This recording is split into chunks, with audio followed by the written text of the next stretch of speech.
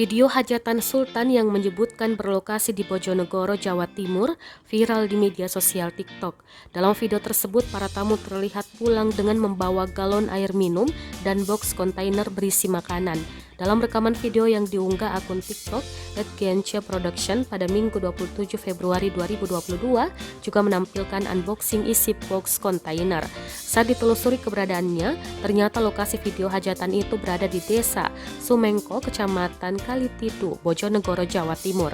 Hal itu disampaikan Kades Sumengko Rudi Setiawan kepada wartawan pada Selasa 1 Maret 2022. Rudi menjelaskan video itu merupakan hajatan sunatan cucu dari warganya pada malam minggu kemarin. Ia mengaku kaget video tersebut viral. Rudi mengatakan yang punya hajatan setiap harinya bekerja sebagai petani dan punya anak perempuan yang tinggal di Sidoarjo bersama keluarganya. Menurut informasi, hajatan tersebut disumbang anak mantu yang tinggal di Sidoarjo. Warga desa setempat Yogi juga mengaku kaget jika hajatan kemarin viral di media sosial.